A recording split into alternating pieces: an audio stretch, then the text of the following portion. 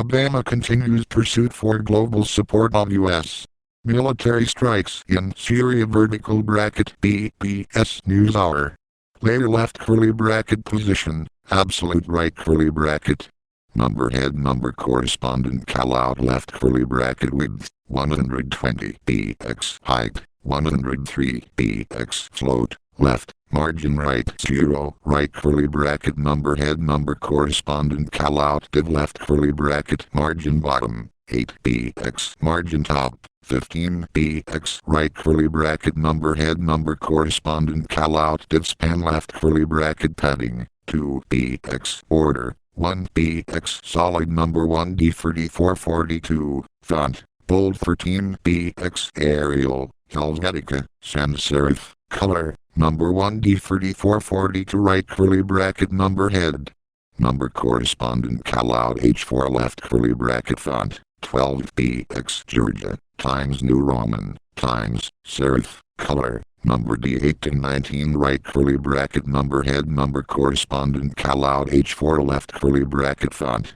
12 px Georgia times New Roman times serif color number D8 to 19 right curly bracket number head number correspondent call out H4 cover left curly bracket font 12 px Georgia times New Roman times serif color number D8 to 19 right curly bracket number head number correspondent left curly bracket slash headshots are 155 x 103 px slash width 155 px height 103 px float left margin 0 background image Earl http://worldwideweb.bbs.org/newshour/images/primary2 gweneiffel.jpg right curly bracket. The morning line. Your daily dispatch from the NewsHour politics team. Previous entry. Blog main. Politics, September 6, 2013 at 9:39 a.m. Eastern Daylight Time. Obama continues pursuit for global support of U.S. military strikes in Syria. By Associated Press and Josh Lederman. President Barack Obama speaks at a press conference in St. Petersburg, Russia on the last day of the G20 summit. Watch his remarks live, scheduled to begin at 9:50 a.m. Eastern Daylight Time. St. Petersburg, Russia. President Barack Obama is using his last day in Europe to renew his quest for foreign support for the U.S. military strike in Syria. But 3 days after he left Washington, it's unclear whether the global coalition the president has been seeking is any closer to becoming a reality. Putting up stiff resistance to Obama's appeals, Russia on Friday warned the United States and its allies against striking any chemical weapon storage facilities in Syria. The Russian Foreign Ministry said such targeting could release toxic chemicals and give militants or terrorists access to chemical weapons. This is a step toward proliferation of chemical weapons not only across the Syrian territory but beyond its borders, the Russian statement said. Moreover, China remained a firm no.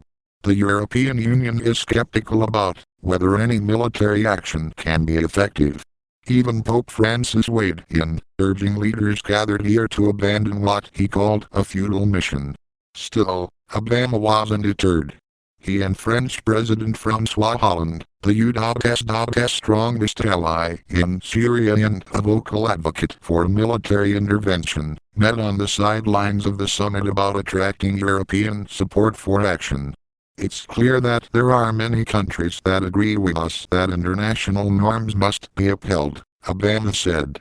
Hollande told reporters invited into their meeting that they came to summit wanting as large a coalition as possible, but without saying whether they picked up more support for military intervention. To do nothing would mean impunity, Hollande said.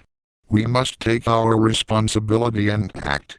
As the president pressed his case in the world stage, he was dispatching his UN ambassador, Samantha Power, to a Washington think tank to argue that the global community cannot afford the precedent of letting chemical weapons use go unpunished. Illustrating the risks associated with the strike, however, the State